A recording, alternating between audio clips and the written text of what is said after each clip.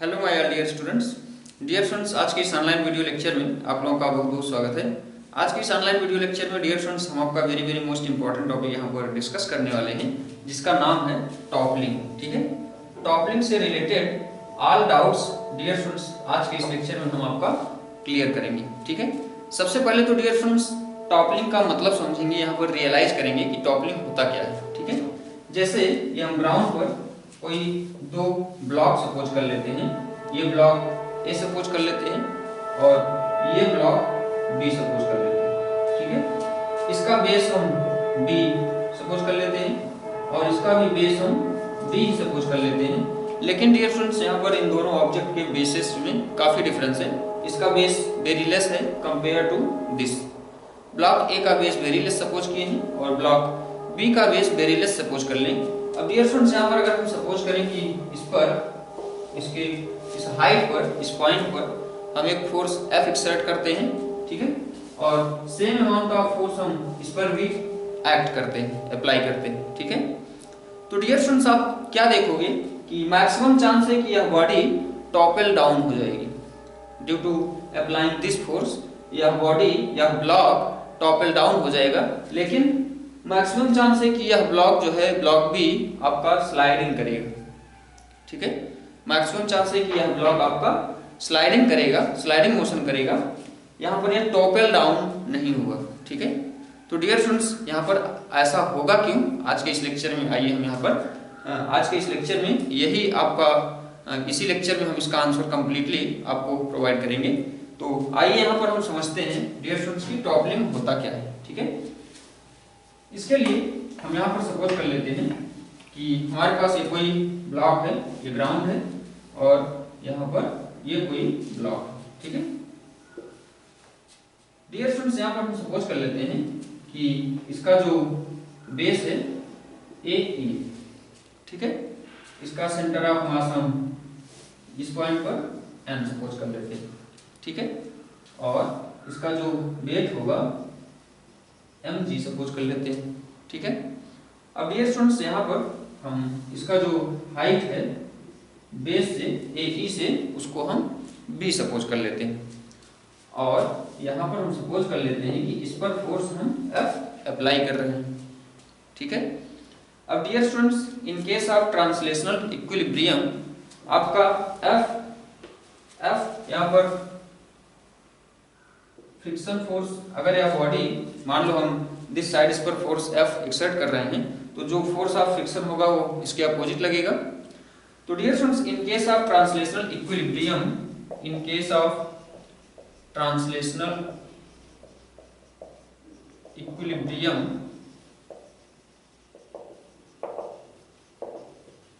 यहां से आप क्या देखोगे कि F जो है F को बैलेंस करेगा और इसका जो N है normal reaction force N is equal to mg, N जो है mg को बैलेंस करेगा। ठीक है, यहाँ पर डियर स्टूडेंट्स ये जो दो फोर्सेस हैं, ये F को बैलेंस कर रहा है और N mg को बैलेंस कर रहा है। यह कपल ऑफ फोर्सेस आपका यहाँ पर इसमें अबाउट पॉइंट E या कह सकते हो कि थ्रू पॉइंट E एक टॉर्क क्रिएट करता है।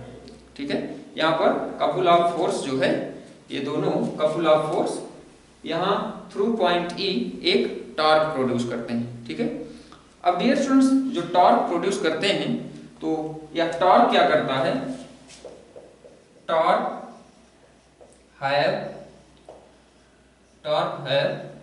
टेंडेंसी टू रोटेट या to topple down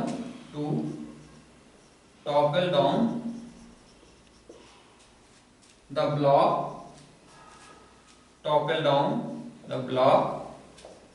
through a point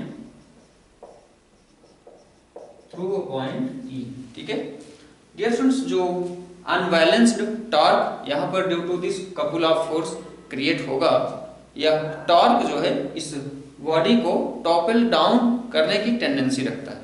ठीक है, तो डियर स्टूडेंट्स यहाँ पर होगा क्या, यहाँ पर होता यह है कि जो N है, यह N यहाँ से सेंटर ऑफ मास से कुछ डिस्टेंस शिफ्ट हो जाता है towards the extreme edge, towards the right extreme edge of block.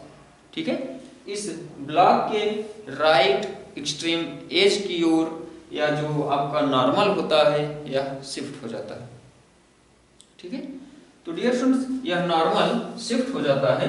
तो इन दिस केस आपका जो total clockwise torque is equal to ये हो जाता है total anti clockwise torque. Total clockwise torque is equal to हो जाता है टोटल एंटी क्लॉकवाइज टॉर्क। तो clockwise torque dear students through this point E आपका क्या हो जाएगा, F into A sorry F into B है। ठीक है, डिस्टेंस, और टोटल एंटी क्लॉकवाइज टॉर्क आपका हो जाएगा mg इंटू A। ठीक है, ये mg इंटू A हो जाएगा, mg इंटू A हो गया। ठीक है, अब डियर स्टूडेंट्स यहां से ध्यान से देखें, A इज इक्वल टू आपको वैल्यू मिली FB अपॉन mg। ठीक है, अब इस रिजल्ट से देखो, चाहे आपका B इंक्रीज हो, चाहे आपका F इंक्रीज हो, चाहे आपका अप्लाइड फोर्स F इंक्रीज हो, चाहे आपका हाइट इंक्रीज हो, या दोनों इंक्रीज हो, तो dear students in this case आपका जो A होगा वह भी इंक्रीज होगा। A का मतलब ये जो शिफ्टिंग ऑफ n था, जो n आपका शिफ्ट हो रहा था towards the right edge of extreme point या एक्सट्रीम एज, या डियर स्टूडेंट्स आपका शिफ्ट होते होते एक मोमेंट एक टाइम ऐसा होगा कि शिफ्ट होते होते इस E पर पहुंच जाएगा, इस एक्सट्रीम एज पर पहुंच जाएगा। ठीक है, एक्सट्रीम एज ऑफ ब्लॉक। ठीक है, तो डियर स्टूडेंट्स यहाँ पर आंसर ये है कि रिजल्ट ये है कि जब तक यह नॉर्मल आपका शिफ्ट हो पा रहा है तब तक टोटल क्लॉकवाइज टॉर्क और टोटल एंटी क्लॉकवाइज टॉर्क आपका बैलेंस होता रहेगा, और जब तक यह बैलेंस होता रहेगा, टॉर्क आपका बैलेंस होता रहेगा, तब तक यह ब्लॉक या बॉडी आपका through a point E topple down नहीं होगा, स्लाइडिंग मोशन करेगा।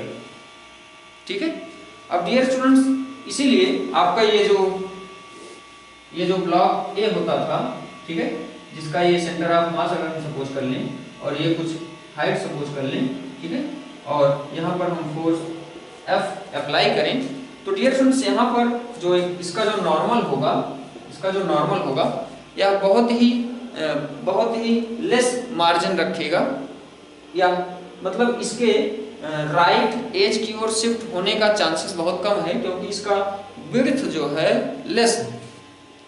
अगर इसका विड्थ यहाँ पर ग्रेटर होता तो ये जो नॉर्मल n ये शिफ्ट होकर के क्लॉकवाइज टॉर्क और एंटी क्लॉकवाइज टॉर्क को बैलेंस कर लेता था और बॉडी हमारी स्लाइड होती थी।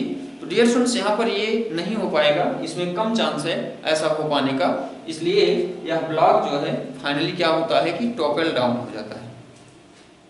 ठीक है, तो आई होप यहाँ पर आपको डियर स्टूडेंट्स टॉपल डाउन या टॉपलिंग आपका क्लियर हो रहा होगा, है ना। अब डियर स्टूडेंट्स अगर यहीं पर अगर हम ब्लॉक जो है इसका विड्थ बढ़ा देते हैं तो ये जो n होता है, n आपका मार्जिन हो जाता है towards the right extreme edge of block, और यह क्या करता है, यह शिफ्ट होकर के टोटल क्लॉकवाइज और टोटल एंटी क्लॉकवाइज टॉर्क को बैलेंस कर लेता है, जिससे आपका जो ब्लॉक होता है वह टॉपल डाउन नहीं हो पाता है थ्रू अ पॉइंट E। ठीक है, तो डियर स्टूडेंट्स आई होप यहाँ पर आपको टॉपलिंग क्लियर हो गया होगा। अब डियर स्टूडेंट्स आज के इस लेक्चर को हम यहीं पर स्टॉप करेंगे, और आप लोग टॉपलिंग से रिलेटेड कुछ न्यूमेरिकल सॉल्व करने का प्रयास करें, आप लोगों की बुक्स में अवेलेबल होंगे, और हम इस लेक्चर को यहीं पर स्टॉप करेंगे। Thank you very much.